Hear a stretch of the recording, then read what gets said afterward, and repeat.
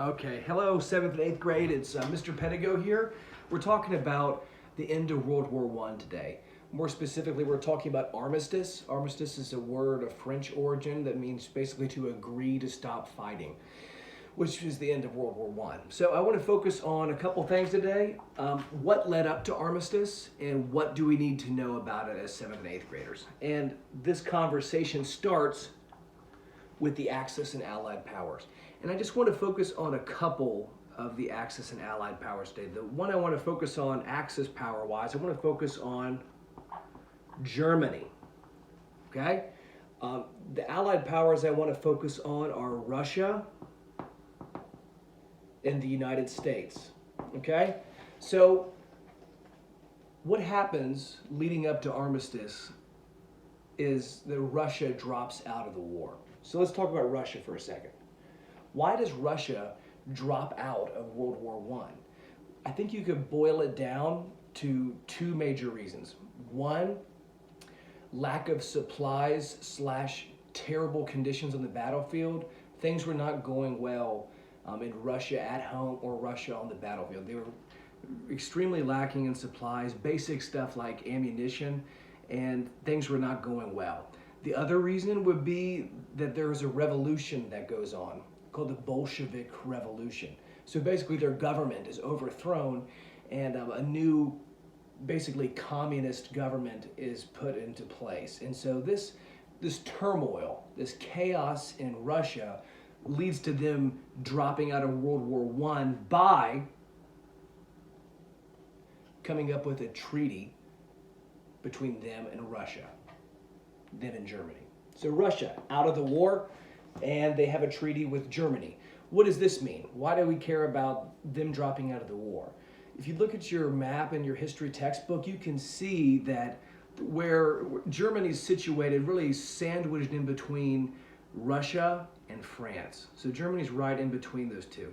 By Russia dropping out of the war, it allows for Germany to focus all its force on France. They think that they're going to ultimately turn the tide of war by destroying France. But this doesn't happen, does it?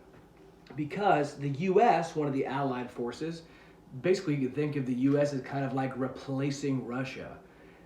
They come in and they want to assist in the war effort because they view Germany as a threat. We know this because of our conversation about the Zimmerman telegraph.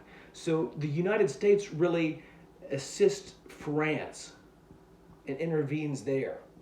And as a consequence, they're able to basically weaken Germany, really kind of, I don't know, you would say, just kind of slowly chip away at the German war effort, grind them down, wear them down to the point where Germany has to come to an agreement of peace because they're not going to win the war. And it becomes very clear after the United States gets involved in World War I and assists France. So that's what you need to know about the history readings for today, that Russia drops out of the war because of terrible conditions on the battlefield and at home, and also because of the Bolshevik Revolution, where the Russian government is really overthrown, so to speak, and a new communist government is put into place.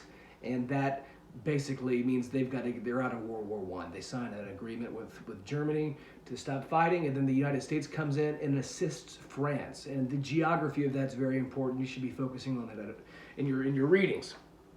Let's talk just for a second about communism.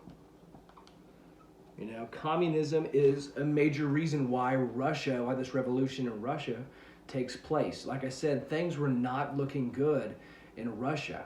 And so communism, in a nutshell, is the idea that industry, that's, business, manufacturing, healthcare, whatever, that is all operated, owned by the government. There's no privatized healthcare, there's no privatized industry. All of it is owned by the government.